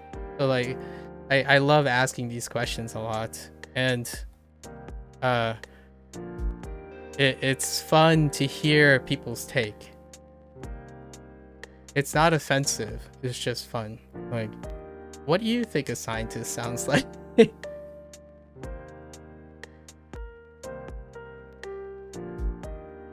I can tell you, I don't sound like what's his name? Neil deGrasse Tyson, right? Or just Neil deGrasse? It might just be Neil deGrasse, right? You know, honestly, I keep always... Oh, yeah, Neil deGrasse Tyson. Yeah, not him. I don't sound like him. But I sure as heck can tell you, when I ask someone sometimes, what does a scientist sound like? Well, some of those people would probably imagine Neil. I'm like, okay, well, sure. I mean, I have no comment. He is a, you know, he is a scientist, or was, or however he claims he is. I mean, it's true. Like, there's no denying the objective nature of it, right? But that's where objectivity fails. You're literally talking about your own perception. You're literally talking about your own perception. Your subjective perception of a scientist. And the first thing you focus on is something objective. So you're qualifying something, right? And it's worth reminding yourself that. I'm not saying it's wrong or anything. Just you have to remind yourself, it's like, oh yeah, right. What's your selection criteria? Well, your selection criteria is anyone with a PhD. Like, okay. Well, what are the limitations of what you just said? Like, it's kind of ironic because that's how scientists approach their methodology, right? So say your the methodology is, how do you determine a scientist? Well, your first methodology would be anyone who's educated in the sciences. Okay, what are the pros and cons? What are the exclusions? What is the distribution of this methodology that you have? It's like, well, the first thing is, if you're using your methodology and there's one step to it, it's probably awful. Add another step, it's improving. It actually goes up exponentially. So when you find 3 or 4 things, the reliability of the accuracy of that measurement goes up exponentially. What does that sound like? Oh yeah, data. So you could do it in a deductive way. The more you add, the more experience you have, the more pre-selection, it starts really narrowing it down. But then your examples get really, really specific. And the great thing about understanding, quote unquote, the process of how you think is that you can explain it from beginning to end. So when someone asks you, can you be a little bit more specific? I will give you at least enough criteria in which when I say the thing, you can't possibly think of too many things that violate my criteria. So then you can vary that. Like, okay, this guy's being really general. How about I say, this is a great movie because of these 4 reasons. And the guy's like, oh yeah, you're right. I totally agree. The guy would say, they said, but wait a minute. What about this and this? Okay. I like this movie for these 8 reasons. And then the pool of potential disagreement just goes down the drain. Like agreement goes exponentially. So the idea is you just practice this, in my opinion. If you can practice this in a way, it's often to the point where when you open your mouth and you talk about things, you're always hyper-focused on all the conditions. And it makes it sound like you're always constantly agreeable because you're not necessarily ever directly disagreeing with anyone because you have enough conditions. So in the future, you don't go around, and this is the classic Twitch viewer streamer interaction a lot of times. It's like, man, all their games suck. Go on. For what reason? Well, they just suck. Well, okay, that's one reason. Do you have any more reasons? It's like, well, all their game features a male character. Can you be more specific? Because that sounds like it's not unique to this specific game series, but to everything. Have you considered the idea that you might just hate something else? The reason why is I'm looking to help that person, or at least I want that person to be able to have the ability to explain what is upsetting them. It's for my benefit, actually. Like, I want to know that in the future, this person is upset at something that I'm doing, but not really upset at me. They're cogently and competently describing exactly what is upsetting them about the game or the thing I'm doing. And that allows them to be less upset. And they will probably engage in the things less, but they would be more interested in figuring out why they're upset, right? Like, and in the future, it's a great skill to have. Like, you will be more competent in choosing when to be upset. That's the next GOAT thing. I choose when I am upset. Like, there is a benefit to understanding and doing things you don't want to do. But you have to understand well enough about why you don't want to do it, in what way, in what manner, so that when you go and choose to do it, you know. And that gets you to do skills you don't want to do. And I'm gonna be, this is my hot take here, full circle. This is why I do Inktober. I'm just saying. I don't actually like doing artwork at first. Like, I don't like specific types of artwork. Like, I like doing the specific. I like looking at them, on the internet. Like, hey, this guy's really good at sculpting. This guy. It's like, but I don't want to do them. If I did, I'd be doing them. So, in order to grow exponentially or quickly as a person, you have to come up with a method that encourages you to be ready to do something you don't want to do and then learn to like it. There are like multiple prongs, but first, the most important is being able to be in a state of mind where you can approach things that you don't want to do. And then the second state of mind is to sustainability.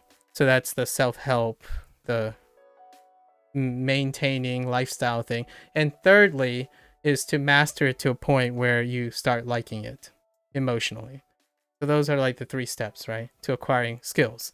And when you become well aware of yourself, You do it rapidly. So when someone has a problem, you solve their problem very easily. And what I mean by easily is, to you, it feels efficient and quickly. And what do you do first? You do exactly what they do and feel the exact problems they have and solve it with them. That's empathy. So you get to a point where you can easily empathize, because if someone says they hate this music, the first thing I want to do with them is listen to the music with them and figure out how I can understand why they hate the music. That's the first way to try to get at the problem very quickly.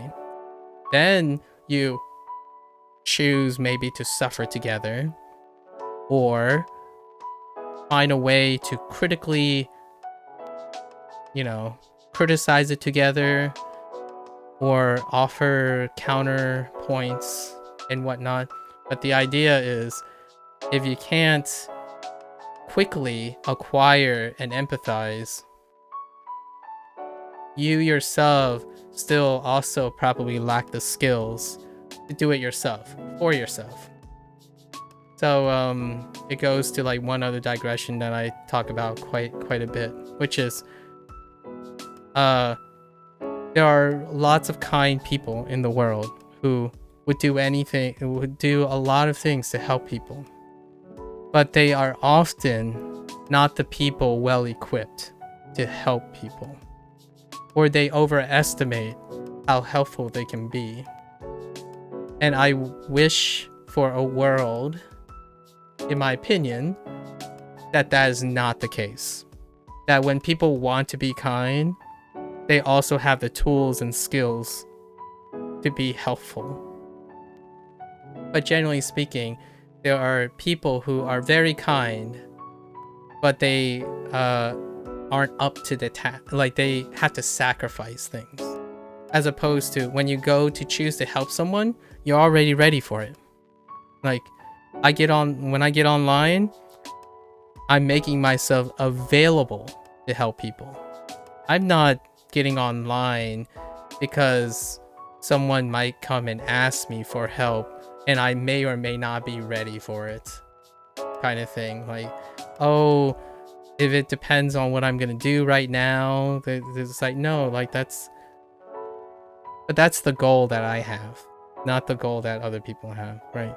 So I'm not here to like tell you what video games to buy next, or I'm not here to plug my drink. I don't know, my energy drink or something. I mean, I could do that if I need to buy, like, if I need to make money, but that's a whole different story. But yeah, just I hope people I like to think that in the future this stuff is a common thing, so that little youngins, right? Little youngins are better equipped in handling just all this stuff. It's so different. I don't deal with this stuff because I grew up in a different generation under a different cultural mix.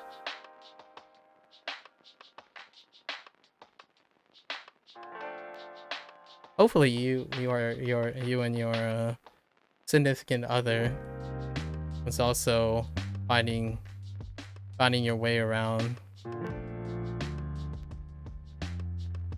I'm really falling behind.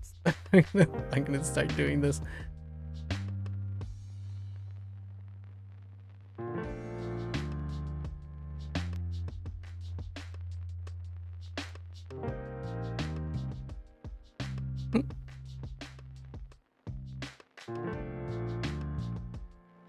Okay.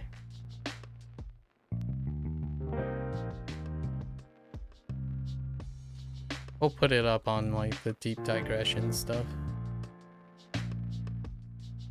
I wasn't really expecting to digress on during Inktober. I really appreciate it. Kind of fun.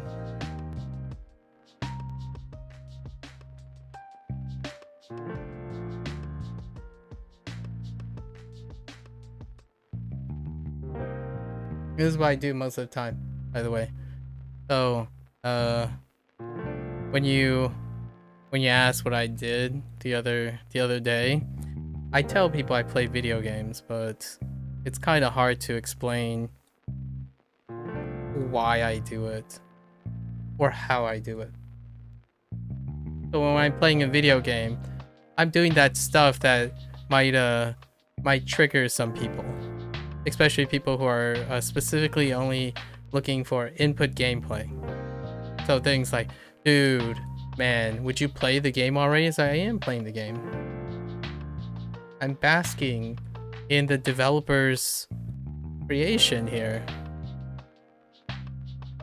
You know, so I typically make sure that I know at least a couple people who are doing the same thing, who are more focused on gameplay. And what I mean by gameplay, the trending type of gameplay. Like Sun. Wide Coco stare. Why Coco?